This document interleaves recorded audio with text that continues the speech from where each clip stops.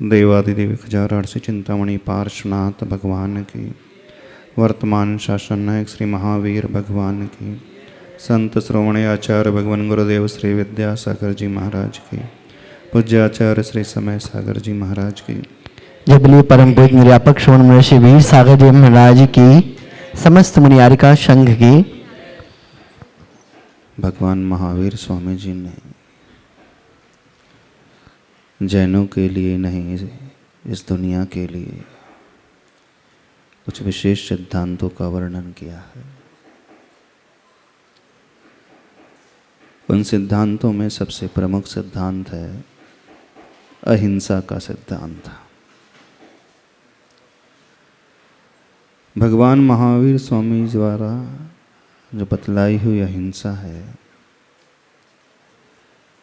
उस अहिंसा को सही तरीके से शायद समझा नहीं गया है।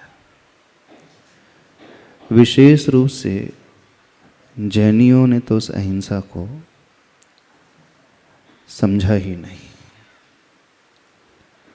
जब जब अहिंसा की बात आती है तो हर जैनी यह कहता है हमें जीवों को बचाना चाहिए, चींटी की भी हिंसा नहीं करना चाहिए, पानी छान करके पीना चाहिए। एक बूंद पानी में असंख्यात जीव हो जाते हैं, यदि अनछना जल पिया जाए तो असंख्यात जीवों की हिंसा हो जाएगी। रात्रि में सूर्यास्त के पश्चात वातावरण में चारों तरफ जीवों की भरमार हो जाती है, उत्पत्ति हो जाती है। उन जीवों की रक्षा के लिए रात्रि में भोजन नहीं करना चाहिए, पानी का भी पान नहीं करना चाहिए। इस अहिंसा को सिर्फ इतना ही समझा गया है। एक और विशेषता क्षमावाणी की, कि हमें प्रत्येक जीव को क्षमा करना चाहिए, किसी का दिल नहीं दुखाना चाहिए, किसी को पीड़ा नहीं पहुंचाना चाहिए, हमेशा क्षमा मांगते रहना चाहिए। यही समझा है ना। पर ऐसी अहिंसा को सुन सुन करके आज ऐसा प्रतीत होता है जैनी लोग उस अहिंसा की आड़ में सबसे बड़े कायर बन करके रह गए। हमारे हर तीर्थंकर क्षत्रिय रहे हैं और क्षत्रियों ने ही जैन धर्म को बहुत ऊंचाई तक पहचान दिलाई है। क्षत्रिय वो होता है जो हमेशा एक हाथ में तलवार लिए हुए होता है और दूसरे हाथ में ढाल लिए हुए होता है। एक तरफ जब हम भगवान महावीर की अहिंसा की बात करते हैं तो वहाँ चींटी को बचाने की बात की जा रही है, जल में रहने वाले जीवों की रक्षा की बात की जाती है, सूर्यास्त के बाद भोजन नहीं करना चाहिए क्योंकि उसमें जीव वध हो जाता है, तो उस अहिंसा को पालने की बात की जाती है। और दूसरी तरफ वे ही तीर्थंकर जो स्वयं क्षत्रिय थे, चक्रवर्ती थे, हाथ में तलवार और ढाल लेकर के, कंधे में धनुष बाण लेकर के दुनिया के सामने खड़े हो जाते थे, विरोधियों के सामने खड़े हो जाते थे। देश की रक्षा के लिए, राष्ट्र की रक्षा के लिए, धर्म की रक्षा के लिए शत्रु से युद्ध भी करने के लिए तत्पर हो जाते थे। एक तरफ एक इंद्रिय को बचाना है, चींटियों को बचाना है, क्षुद्र जीवों की रक्षा करना है। यदि वे जीव चले जाएं, मर जाएं तो बहुत बड़े हिंसा का दोष। और दूसरी तरफ वे स्वयं क्षत्रिय लोग अपने हाथ में तलवार लेकर के हजारों को उड़ा भी देते, तो उस समय वो अहिंसा कहाँ चली गई? तो जब कोई क्षत्रिय तलवार उठाता है, शस्त्र उठाता है, तो क्या वो भगवान महावीर की अहिंसा को भूल गया? थोड़ा सा समझने की कोशिश करें। प्रभु ने अहिंसा का उपदेश दिया है, लेकिन कायर बनने का उपदेश कभी भी नहीं दिया है। साधु की अहिंसा अलग होती है और श्रावक की अहिंसा अलग होती है। साधु की अहिंसा तो मन वचन काय से, कृतकारित अनुमोदना से, एक इंद्री से लेकर पंचेंद्री जीवों की रक्षा की बात करने की होती है। लेकिन जो श्रावक होता है, गृहस्थ होता है, यदि वह भी इसी प्रकार की धारणा बना ले तो उसका गृहस्थ धर्म कभी नहीं चल सकता। जब हम अहिंसा की बात करते हैं तो उससे पहले हिंसा को भी समझना होगा। हिंसा क्या कहलाती है? 4 प्रकार की हिंसा का वर्णन आता है। आरंभ हिंसा, उद्योगी हिंसा, विरोधी हिंसा और संकल्प हिंसा। श्रावक परिवार को चलाने वाला होता है, और यदि श्रावक है, परिवार को चलाना है, तो उसे अर्थ की भी आवश्यकता होगी, धन की भी आवश्यकता होगी। बिना धन के वो कभी कुछ नहीं कर सकता। जिस श्रावक के पास कौड़ी आदि नहीं होती है, वो 2 कौड़ी का भी नहीं रह जाता, उसकी कोई कीमत नहीं है। भीख मांगने के लिए वो तैयार हो जाता है। तो उसे अपने परिवार को अच्छे से चलाने के लिए अर्थोपार्जन करना होगा। बिना पैसे के उसका जीवन कुछ नहीं कभी नहीं चल सकता। तो भगवान महावीर स्वयं कहते हैं, चूंकि आपका परिवार नहीं चल सकता, आपको व्यापार करना होगा, आपको कृषि करना पड़ता है, आपको सेवा करना पड़ता है। उसमें, उस व्यापार में, उस कृषि में न जाने कितने जीवों का वध हो जाता है। पंचेंद्री का भी वध हो जाता है। मछली आदि है, सांप आदि है, बिच्छू आदि चले जाते हैं। तो बोले वो हिंसा हो जाए, कोई बात नहीं, चल जाएगा, क्योंकि उद्देश्य कृषि करोगे तो अन्न की पैदावार होगी, और उसी अन्न से सारी जाति, जनजाति, मनुष्य लोग सुरक्षित रह पाएंगे। तो वो हिंसा आपके लिए क्षम्य है, उद्योगी हिंसा। उन्होंने कहा क्षम्य है, कोई बात नहीं। अब घर गृहस्थी में महिला भर है, उन्हें भोजन बनाना पड़ेगा, किराना रखना पड़ेगा, आटा है, तेल है, शक्कर है, गुड़ है, उसमें न जाने कितने जीव उत्पन्न हो जाते हैं। अग्नि जलाना पड़ेगा, घर में बुहारी लगाना पड़ेगा, न जाने कितनी चींटी आदि मर जाती है, क्योंकि बिना भोजन बनाए, बिना घर को संभाले वो रह भी नहीं सकती। तो वो जो हिंसा होती है उसकी आरंभ हिंसा। तो बिना आरंभ हिंसा के श्रावक नहीं रह सकता। भगवान महावीर स्वामी जी कहते हैं ठीक है, छूट है।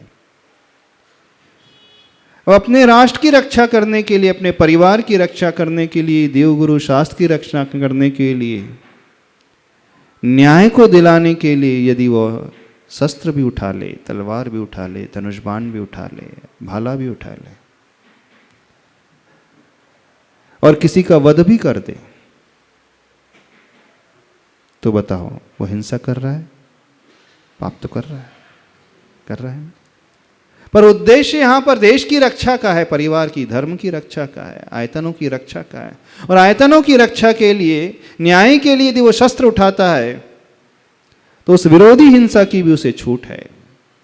जैसे रामचंद्र जी ने शस्त्र उठाए रावण के विरुद्ध, लक्ष्मण ने शस्त्र उठाए रावण के विरुद्ध, उनका युद्ध हुआ।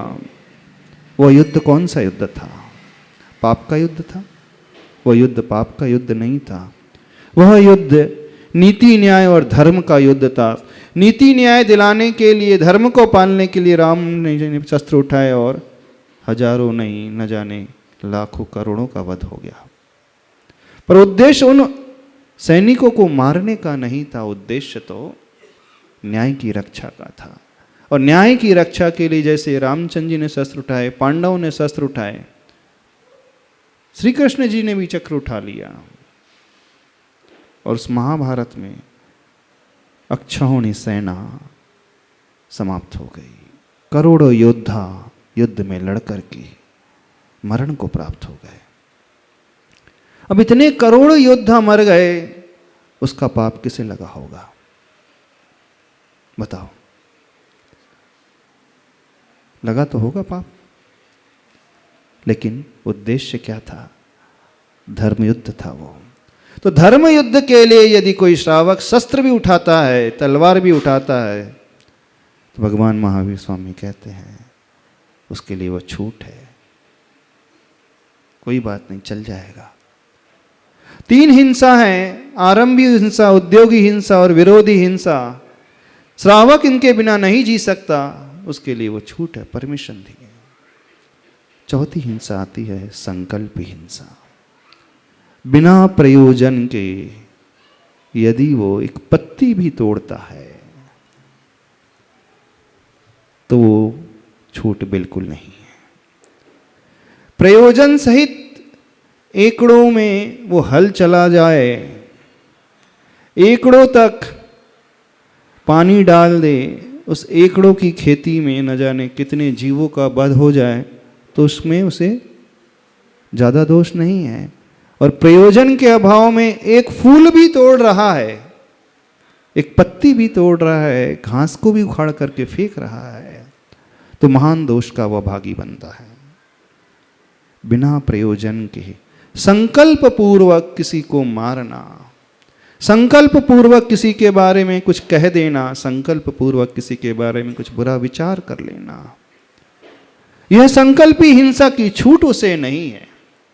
लेकिन जो साधु का जीवन होता है, साधु के लिए न आरंभी हिंसा है, न उद्योगी हिंसा है, न ही विरोधी हिंसा है और न ही संकल्प हिंसा है। साधु इसमें से किसी भी प्रकार की हिंसा को नहीं करेगा। कोई इस पर उपसर्ग करेगा, तलवार से प्रहार भी कर देगा, तो साधु वे मुनिराज अपने कर्म का उदय मान करके समता से सहन कर लेंगे। और शत्रु के प्रति, उपसर्ग करने वाले के प्रति रंच मात्र भी भाव ये नहीं लाएंगे क्रोध का कि उसका विनाश हो जाए। उस निमित्त पर वो टूटेंगे नहीं, उसे कुछ भी श्राप नहीं देंगे, उसके प्रति कोई बुरा भाव नहीं, उसके प्रति साम्य भाव रखते हुए उसे क्षमा कर देंगे। लेकिन जब श्रावक की बात आएगी अपने धर्म की रक्षा के लिए, यदि श्रावक भी ये मान ले कि जैसे साधु होते हैं उन पर उपसर्ग होता है तो वो सहन कर जाते हैं, हम पर भी उपसर्ग हो रहा है इसलिए हम भी सहन कर जाएंगे, हम कोई प्रतिकार नहीं करेंगे, तो आचार्य भगवान कहते हैं, भगवान महावीर स्वामी कहते हैं, अब वो श्रावक कायर हो गया। समझना इस बात को, वो श्रावक कायर हो गया, क्योंकि उसे जब शस्त्र उठाना था उसने अहिंसा का पाठ का उपदेश दे दिया। हम चींटी को बचाते हैं ना, क्यों? हम पानी छान करके पीते हैं, हजारों जीव एक बूंद में, असंख्यात जीव एक बूंद पानी में रहते हैं, तो हम वह अनछना पानी नहीं पी सकते, तो फिर कैसे उनके प्रति हम दुर्भाव लेकर के जाएं, कैसे उन शत्रुओं के सामने शस्त्र उठा करके खड़े हो जाएं? बहुत बड़ी हिंसा हो जाएगी। हम एक इंद्रिय जीव की रक्षा की बात करते हैं तो संगी पंचेंद्री मनुष्य सामने खड़ा है, उसके विरुद्ध में हम कैसे शस्त्र उठा ले? इसलिए हम समता से बैठे हैं। तो समझना वो श्रावक सबसे बड़ा कायर है, वो श्रावक अन्याय का पोषण करने वाला है, वो श्रावक अधर्म का पोषण करने वाला है, वह श्रावक राष्ट्र विरोधी हो जाएगा, वह श्रावक धर्म विरोधी हो जाएगा, वह श्रावक गुरु विरोधी हो जाएगा, वह श्रावक न्याय विरोधी हो जाएगा। यदि साधु शस्त्र लेकर के खड़ा हो जाए तो साधु के लिए बिल्कुल परमिशन नहीं है, बिल्कुल छूट नहीं है। और श्रावक शस्त्र डाल करके खड़ा हो जाए, साधु बन करके बैठ जाए कि नहीं मुझे तो क्षमा करना है, तो श्रावक नहीं माना जाएगा। भगवान महावीर स्वामी की अहिंसा को समझने की कोशिश करो। जो साधु की अहिंसा थी, प्राय आज जैन श्रावकों ने उसे अपनी अहिंसा मान ली है। बस एक जगह छोड़ के उन्हें रख लिए, कौन सी? उद्योगी हिंसा। उन्हें उस समय विचार नहीं आता जब व्यापार करते हैं, करोड़ों कमाते हैं, अरबों कमाते हैं, दिन रात लगे रहते हैं, 24 घंटा लगे रहते हैं, किराने का व्यापार, मिठाई का व्यापार, न जाने कौन कौन से व्यापार। उस समय उन्हें हिंसा नजर नहीं आती। आती है नजर? नहीं आती। कब मुझे हिंसा नजर आने लगती है? कोई शत्रु आक्रमण कर रहा है उनके धर्म के विरुद्ध होकर के, तो अहिंसा का उपदेश देने बैठ जाते हैं। बोले हम तो महावीर भगवान को मानते हैं ना, और महावीर भगवान ने कौन सा पाठ पढ़ाया है? अहिंसा का पाठ। आज इसी अहिंसा को लेकर के प्राय ऐसा प्रतीत होता है हर जैनी बहुत बड़ा कायर बन करके बैठ गया है। अरे जैनों का तो धर्म क्षत्रियों का धर्म था, लेकिन जब से बनिया लोग आगे आ गए हैं, उन्होंने जैन धर्म को बनियाओं का धर्म बना करके रख दिया है ना। वहाँ पर भी तराजू लेकर के बैठ गए हैं, बाट लेकर के बैठ गए हैं। अपना फ़ायदा दिखता है तो वो कर लेते हैं, जिसमें नुकसान दिख रहा है वो कार्य नहीं करते हैं। गुरु की रक्षा करने के लिए, आयतन की रक्षा करने के लिए कौन आगे आएगा? साधर्मी की रक्षा के लिए कौन आगे आएगा? बोले जो करेगा वो भुगतेगा, है ना। यही होता है कि नहीं? सही सही बताना, आप जिस मोहल्ले में, जिस कॉलोनी में रह रहे हैं और आपका ही कोई साधर्मी है, कुछ अन्य लोग आकर उससे लड़ाई करने बैठ गए, झगड़ा करने बैठ गए, उसकी पिटाई करने बैठ गए, तो जैनी लोग क्या करते हैं बताओ? अपने घर का दरवाज़ा और बंद करके बैठ जाएंगे, वो जाने उसका काम जाने। यही होता है कि नहीं? और इस देश में कुछ ऐसे भी लोग हैं, जब उनके साधर्मी पे कुछ आपत्ति आती है तो क्या होता है? कुटुंब, खानदान, सारा मोहल्ला एक साथ खड़ा हो जाता है। ऐसा लगता है भगवान महावीर की अहिंसा को और भगवान महावीर की विरोधी हिंसा को उन्होंने समझा है, और जैनियों ने साधु की अहिंसा को अपनी अहिंसा मान करके हाथ पर हाथ रख करके बैठ गए। यही हुआ है। कल एक घटना को सुनने को मिली, कुछ घटना घट गई संध्या काल के समय। कुछ लोगों ने मिलकर के पथराव आदि कर दिया। आगजनी की घटनाएं हो गई, गाड़ियों को जला दिया। क्यों जला दिया भाई? हाँ, धर्म की कुछ बात हुई, सुनी और सारे लोग एकत्रित हो गए। तो हम जैनी से पूछना चाह रहे हैं, यदि आपके मुनि महाराज आर्य का विहार कर रही हैं और उन पर थोड़ा सा उपसर्ग हो जाए, कुछ लोग उन पर कुछ कमेंट्स कस दें, हाँ, उन पे थूक दें, उन पे पत्थर आदि बरसा दें, उनके साथ असभ्य व्यवहार करने लगे, तो जैनी श्रावक क्या करेगा? ट्रस्टी को फ़ोन करेगा, कमेटी का काम है, वहाँ जाके व्यवस्था करो, है ना। यही करता है ना। है जैनियों में ये भावना है कि यदि गुरु के ऊपर कुछ हो रहा है, आरिका के ऊपर कुछ हो रहा है, मंदिर में कुछ हो रहा है, शायद अपने साधर्मी में कुछ हो रहा है, कोई आक्रमण हो रहा है, कोई उनसे विद्रोह करने के लिए आ गया है, कोई इन पर अन्याय करने के लिए आ गया है, तो समाज क्या करती है? यहाँ की समाज एकत्रित हो जाती, खड़े हो जाती। हाँ, समाज अपने अपने घर में जाकर के चले जाती, दरवाजा बंद करके बैठ जाती है। क्यों? बोले हम महावीर भगवान की पूजा करने वाले हैं, अहिंसा परमो धर्म का नारा देने वाले हैं, इसलिए बोले अहिंसा परमो धर्म की जय। ये करने वाली शिक्षा लो। वे तीर्थंकर जिन्होंने चींटी को बचाने का उपदेश दिया, वे तीर्थंकर जिन्होंने पानी को छान करके पीने का उपदेश दिया, जब तक वो साधु नहीं बने थे, वे ही तीर्थंकर थे जिन्होंने तलवार उठाई थी। वे ही तीर्थंकर थे जिन्होंने उन शत्रुओं का मुंह तोड़ जवाब दिया था। वे तीर्थंकर थे जब कुलभूषण और देशभूषण मुनिराज पर उपसर्ग हुआ।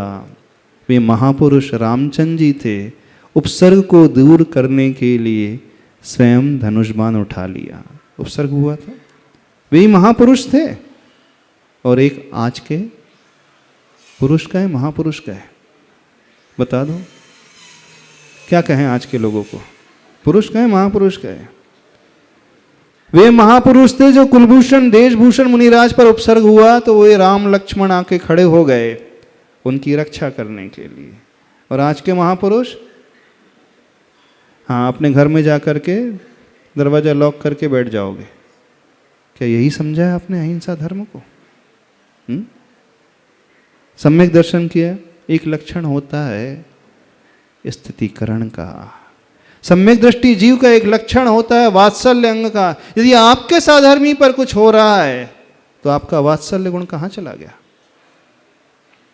बताइए, कहाँ चला गया?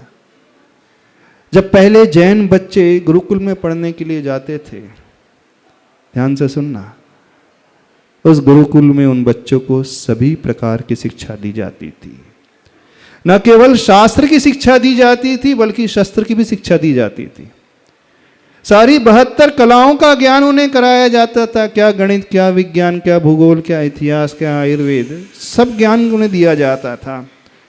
पाक कला का भी ज्ञान कराया जाता था। भोजन कैसे बनाना वो भी ज्ञान कराया जाता था। धर्म को कैसे पालना वो भी ज्ञान कराया जाता था। और यदि आवश्यकता पड़े तो शस्त्र को कैसे चलाना उसकी भी शिक्षा दी जाती थी। तो वे गुरुकुल से जब पढ़ करके निकलते थे, चाहे वो राजकुमार हो अथवा सामान्य व्यक्ति हो, वो सारी कलाओं को लेकर के सारे विषयों में पारंगत होकर के बाहर निकलते थे। और जब जब ऐसा निमित्त मिलता था, ऐसी परिस्थिति निर्मित हो जाती थी, कंधे से कंधा मिलाकर के वे खड़े हो जाते थे अपने धर्म की रक्षा के लिए, राष्ट्र की रक्षा के लिए, परिवार की रक्षा के लिए।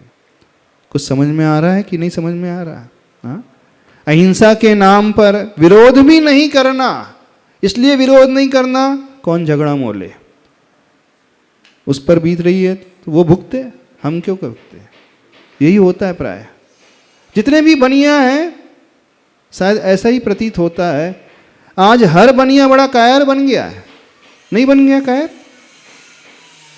क्या ये होना चाहिए? ऐसा धर्म होता है? शास्त्रों में एक बड़ी अच्छी कथा आती है। एक राजन, बड़ा शूरवीर राजा था, उसे वैराग्य आ गया और उसने दीक्षा ग्रहण कर ली, मुनि बन गया। जिस राज्य को छोड़ करके वो आया था, दीक्षित हुआ था, वर्षों तक तपस्या करते रहे वे मुनिराज। फिर क्या होता, उस राज्य में दूसरे राजन ने आक्रमण कर दिया और राजा बन गया। लेकिन जो राजा था वो बड़ा दुराचारी, बड़ा कष्ट देने वाला, प्रजा को गलत व्यवहार करने वाला। उस दुराचारी राजा ने क्या किया, एक आरिका का अपहरण कर लिया। चूंकि आरिका बहुत सुंदर थी, अपहरण करके लेकर चला गया। जब उन मुनिराज को यह ज्ञात हुआ कि उस दुराचारी राजा ने एक साध्वी का अपहरण कर लिया, उस समय उन मुनिराज ने अपनी पिछी कमंडल को त्यागा, पुनः गृहस्थ का रूप धारण किया और पड़ोसी राजा के पास जाकर के वहां सेनापति बनकर के उस राजा पर आक्रमण किया। और आक्रमण करने के पश्चात उन्हें बंदी बनाया और बंदी बनाकर के सारी उस प्रजा को मुक्त किया। जो जो लोग उनके कष्ट से, उस दुराचार से पीड़ित थे, सबके लिए स्वतंत्रता दिलाई और जहाँ राज पूरा व्यवस्थित किया और योग्य व्यक्ति को पुनः राजा के पद पर प्रतिष्ठित किया और आकर के पुनर्दीक्षित हो जाते हैं। ये कथा आती है आगम में, वर्तमान युग ग्रंथों में आती है। मुनि महाराज थे वे, लेकिन जब राष्ट्र पे आपत्ति आई, गुरुओं पे आपत्ति आई, पंच परमेष्टि पे आपत्ति आई, धर्म पे आपत्ति आई, तो उन्होंने अपने उस मोक्ष मार्ग में बढ़े हुए कदम को भी पीछे खींच लिया, उस पिच्छिका को छोड़ दिया, पुनः गृहस्थ धर्म अंगीकार किया, पुनः शस्त्र उठाए और उस दुराचारी राजा को सबक सिखाया। एक मुनि महाराज होकर के भी जब राष्ट्र धर्म निभाने की बात आती है, धर्म को निभाने की बात आती है, तो वे आगे कदम बढ़ा लेते हैं। और आप श्रावक होकर के क्या कर रहे हो? कभी सोचा है आप लोगों ने? आज तो आवश्यकता है सारे लोगों को एकत्रित करने की, एक संगठन बनाने की। धर्म रक्षा संगठन जो है निकल करके आए, तभी धर्म सुरक्षित रह सकता है, तभी आयतन सुरक्षित रह सकते हैं, तभी धर्म की प्रभावना हो सकती है। अन्यथा धर्म की प्रभावना भी नहीं हो पाएगी। क्या कर रहे हो आप लोग? जिंदगी निकाल दी सिर्फ पैसा कमाने में, जोड़ने में। ये किया है, जो आए आपको हड़का करके चला जाता है। जैनियों से ही पैसे लेते हैं, जैनियों का ही खाते हैं और आपको ही हड़का करके चले जाते हैं। और आप हैं कि दुबक करके बैठ जाते हो, कोई प्रतिकार करने के लिए आगे ही नहीं आता। क्यों ऐसा हो रहा है? क्यों ऐसी सामाजिक व्यवस्था बनती चली जा रही है? बुंदेलखंड में कई ऐसी समाज है, ललितपुर की समाज उठा करके देखो, वहाँ संगठन देखो युवाओं का, वे संगठित होकर के कुछ भी करने को तैयार हो जाते हैं। ऐसी बुंदेलखंड में सिलवानी की समाज है, वहाँ भी बहुत बड़ा संगठन है, वे धर्म की रक्षा के लिए, गुरु की आयतन की रक्षा के लिए मिल करके तैयार हो जाते हैं। लेकिन यहाँ इतनी बड़ी समाज है, कोई संगठन है? अभी सवेरे चर्चा चल रही थी, लोग कह रहे थे महाराज जी यहाँ दवा खाने की आवश्यकता नहीं, यहाँ तो संगठन बनाने की आवश्यकता है। हाँ, जैनी लोग जो हैं चैरिटेबल ट्रस्ट खोलते चले जाते, दवाखाना बनाते चले जाते हैं, और उपयोग करने वाले जो होते हैं वो कभी जैनी होते ही नहीं है। हाँ, जो उसका उपयोग करते हैं वे ही समाज को आंखें दिखाते हैं। होता है कि नहीं? अब तो क्या आवश्यकता है? ऐसे लोगों की आवश्यकता है जो धर्म को भी पालन कर सके और कर्म को भी अच्छे से पालन कर सके, जो स्वयं धर्मपूर्वक जीवन जी सके, लेकिन दूसरों के लिए एक ऐसा माहौल दे, घबराएं ना, हम सब एक सूत्र में बंधे हुए हैं, खड़े हुए हैं, आवश्यकता पड़े तो हमें आवाज़ देना। एक ही आवाज़ आते ही हम सारे लोग मिलकर के आपकी रक्षा के लिए, धर्म की रक्षा के लिए कदम बढ़ा लेंगे। कुछ भी होता है उसे सहन कर जाएंगे। ये कुछ कार्य होना चाहिए सामाजिक स्तर पर। सोचें आप लोग, नहीं तो आप जो खड़े करते चले जा रहे हो, बड़े बड़े मंदिर, बड़े बड़े भवन, बड़े बड़े धार्मिक स्थल, बड़े बड़े चैरिटेबल स्थल, क्या होगा इनका? हाँ, कुछ लोग आएंगे, चंद लोग मिल करके आएंगे, हिंसक प्रवृत्ति पे उतारू हो जाएंगे, और आप लोग हैं अपने घरों को छोड़ करके पलायन करके दूसरे के गांव चले जाओगे। यही होगा? ऐसी होता है? क्यों भूल रहे हो अपने पूर्वजों को? आप किनके वंशज हो बताइए?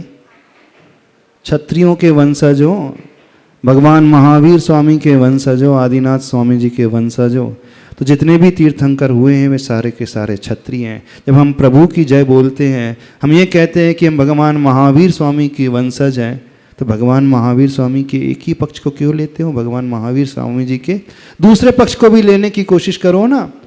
गृहस्थ रहते हुए, श्रावक रहते हुए कैसा जीवन जीना चाहिए, जो आदिनाथ भगवान ने शिक्षा दी, कैसी हमारी जीवन शैली होना चाहिए, उस शैली को क्यों नहीं अपनाया जा रहा? विचार करने की आवश्यकता है। हर जैन समाज को विचार करने की आवश्यकता है।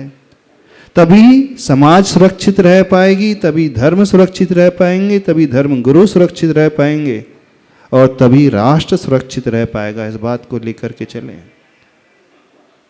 समाज के हर वर्ग को ये बहुत अच्छे से सोचना चाहिए। मिलकर के एक ऐसे संगठन को बनाने की आवश्यकता है, वह संगठन सबके लिए खड़ा रहे, समाज की बहू बेटियों के लिए खड़ा रहे, समाज के बुजुर्गों के लिए खड़ा रहे, समाज के युवाओं के लिए खड़ा रहे, सबके लिए। जिस क्षेत्र में जब जब आवश्यकता पड़े उस क्षेत्र में वो खड़ा रहे। सिर्फ एक आवाज़ देने की ज़रूरत है और सारे का सारा संगठन खड़ा हो जाए, नहीं, हम लोग खड़े हैं।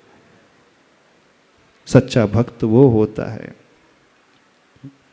एक पशु भी अपने गुरु की रक्षा के लिए प्राण दे सकता है, दे देता है। सूकर ने मुनि महाराज की रक्षा के लिए अपने प्राणों का बलिदान दे दिया कि नहीं? किससे भिड़ गया था वह सूकर? सिंह से भिड़ गया। और आप नरसिंह होकर के कायर बन रहे हो। आप तो पीठ दिखा करके भागने वाले में से हो। बोले मुनि महाराज जाने, उनका काम जाने, उनका जैसा कर्म का उदय होगा तुरंत विपाक विचय धर्म ध्यान का उपदेश देने बैठ जाओगे। स्वयं की जो कर्म शुभाशुभ फल निश्चय ही वे देते। अब जिसने जैसा कर्म किया होगा उसका तो फल मिलेगा ही। साधर्मी पे उपसर्ग आ रहा है, उसने जैसा कार्य किया होगा पूर्व में तो उसके ऊपर उपसर्ग आएगा, वो तो झेलना ही पड़ेगा। विपाक विचय धर्म ध्यान का उपदेश दूसरों के लिए नहीं होता है। विपाक विचय धर्म ध्यान का उपदेश स्वयं के लिए होता है। जब हम पर आपत्ति आए, आपत्ति करने वाले यदि आपसी लोग ही हैं, परिवार के लोग ही हैं, उपसर्ग करने वाले मान ली भाई बहन ही हैं, अन्याय करने वाले यदि भाई ही हैं, थोड़ी सी प्रॉपर्टी का हिस्सा उससे ज़्यादा मिल जाए तो आप उससे तो लड़ने पहुंच जाओगे। उस समय विपाक विचय धर्म ध्यान का आलम्बन नहीं लोगे। लेकिन जब कोई विधर्मी आएगा तो दुबक करके बैठ जाओगे। तो जैनी किससे लड़ता है? भाई भाई से लड़ता है बस। उसके सामने कोर्ट चला जाएगा, हथियार उठा लेगा, डंडा उठा लेगा। किसके सामने? समाज के दूसरे व्यक्ति के सामने तो उठा लेगा, लेकिन कोई दूसरी समाज का आ जाए तो क्या करता है? वो सबकी गिग्गी बन जाती है। ऐसी है ने पूरा का पूरा जो उपदेश दिया गया है, उस उपदेश को सही रूप में न लेकर के दूसरे ही रूप में ग्रहण कर लिया गया है। कई लोग शिकायत करते हैं, महाराज जी अहिंसा परमो धर्म के कारण हम लोग बहुत पीछे हो गए। अरे अहिंसा परमो धर्म से कोई पीछे नहीं होता, अहिंसा परमो धर्म तो आगे बढ़ाने वाला होता है। लेकिन सही अहिंसा की परिभाषा समझना बहुत आवश्यक है। सही अहिंसा साधुओं की अलग होती है और श्रावकों की अलग होती है। श्रावकों का एकमात्र संकल्प ही हिंसा का त्याग होता है, साधु का समस्त हिंसा का त्याग होता है। वे अपने लिए कभी प्रतिकार नहीं करेंगे, अपने लिए कभी शस्त्र उठाएंगे नहीं, शस्त्र तो दूर रहा, पिछी भी नहीं उठाएंगे अपने लिए। वे कभी किसी से कठोर शब्दों का प्रयोग नहीं करेंगे। अपने ऊपर उपसर्ग हो रहा है और सामर्थ्यवान जीव की बात कर रहे हैं। जब पांडव के ऊपर उपसर्ग हुआ मुनि बनने के बाद, जलते हुए लोहे के आभूषण पहनाए गए, वही भीम जो 1000 हाथियों का बल लिए हुए था, जब गृहस्थ था तो हजारों को निपटा देता था, तो मुनि अवस्था में नहीं निपटा सकते थे? बताइए। वो ही अर्जुन जिसका धनुष बाण हमेशा बोलता था, तीर बोलता था, जब मुनि बना उस पर भी उपसर्ग हुए, कोई प्रतिकार नहीं किया। लेकिन वे ही पांडव जब तक वहां थे तो अन्याय का प्रतिकार करने के लिए खड़े हो गए, और वे ही पांडव जब मुनि बन गए तो उपसर्ग मान करके समता से सहन कर लिया। देखो दोनों ही अवस्था को देखो पांडव की। जब तक वो राज्य संचालित कर रहे थे, अन्याय उन पर हो रहा था, अधर्म उन पर हो रहा था, तो उस समय उन्होंने शस्त्र उठाना स्वीकार लिया। एक स्टेज तक तो क्षमा करते गए, छोड़ते गए, छोड़ते गए, छोड़ते गए। कौरवों ने कहा सब कुछ हड़प लिया, सब कुछ क्षमा करते गए। लास्ट में सिर्फ 5 गांव तक आ गए। जब देखा कि पानी अब सिर के ऊपर जा रहा है, उस अवस्था में वो युद्ध के लिए खड़े हुए थे। पहले तो उन्होंने कर्म का उदय मान करके स्वीकार लिया, ठीक है वे भी हमारे भाई ही हैं, कौरव भी हमारे भाई हैं, एक ही परिवार के हैं, एक ही वंश के हैं, हम तो थोड़े में संतुष्ट हो जाएंगे। लेकिन जब देखा कि अन्याय तो हद से ऊपर होते चले जा रहा है, अब यदि सबक न सिखाया जाए तो फिर एक कायरता मानी जाएगी। उस परिस्थिति में उन पांडवों ने शस्त्र उठाए थे, उन्हीं परिस्थिति में उठाए थे। उन्होंने वो बताया था कि हिंसा क्या होती है, अहिंसा क्या होती है, लेकिन जब स्वयं पर उपसर्ग हुआ उस परिस्थिति में किसी पांडव ने कोई प्रतिकार नहीं किया। शरीर में उस समय भी शक्ति थी, वही शरीर था, वही बल था, वही इच्छा शक्ति थी, सब कुछ तो वही था। लेकिन अब वे मुनि बन चुके थे, तो मुनि बन गए, उपसर्ग हो रहा है, हम समता से सहन करेंगे। लेकिन श्रावक अवस्था में प्रतिकार कर सकते हैं तो उसका प्रतिकार अवश्य करेंगे। तो क्या हो रहा है बताओ? जैन समाज के लोग क्या कर रहे हैं? हाँ, सारे जैन समाज को जो जहाँ जहाँ रहता है, जिस नगर में रहता है, एक संगठन बनाने की आवश्यकता है, और एक ऐसा संगठन जिसे हर प्रकार की शिक्षा मिले। कौन सी शिक्षा? जैसे गुरुकुल में सब प्रकार की शिक्षा मिलती थी, हिंसा करने के लिए नहीं, अहिंसा का वातावरण निर्माण करने के लिए, राष्ट्र धर्म को निभाने के लिए, राष्ट्र की रक्षा करने के लिए और धर्म की रक्षा करने के लिए हर प्रकार की कला का ज्ञान जैनियों को होना चाहिए। अब तो ऐसा विचार होता है जैनियों को चैरिटेबल दवाखाने कम करके कुछ ऐसे प्रकल्प शुरू करने चाहिए जहां उनका मनोबल भी मजबूत बने और शारीरिक बल भी मजबूत बने, और उनके भीतर से कायरता दूर हो जाए, भय निकल जाए, और वो निर्भयता से धर्म मान करके खड़े रहे। दुनिया में कुछ ऐसे पक्ष भी हैं जब धर्म की बात आती है तो एक शब्द भी बर्दाश्त नहीं कर पाते। जान जाती है तो जाने दें, लेकिन एक यह विडंबना है, कोई यहाँ पर कुछ मानता ही नहीं है। बोले हमारे ऊपर थोड़ी हो रहा है, जिसके ऊपर हो रहा है वो भुगतेगा। आपकी दुकान लाइन से एक ही मार्केट में है, अन्य दुकानदार को कुछ हो जाए तो आप खड़े हो जाओगे इसके लिए, उसके साथ? बताइए, नहीं खड़े होते। कोई भी कुछ भी कह करके चला जाता है, लेकिन कुछ ऐसे भी लोग हैं सारे सामूहिक रूप से एकत्रित होकर के आ जाएंगे। तो यदि हम धर्म की रक्षा करना चाहते हैं तो बड़ा गंभीर मसला है, इस पर विचार करना बहुत आवश्यक है। विशेषकर यहाँ की समाज को तो विचार करना बहुत आवश्यक है।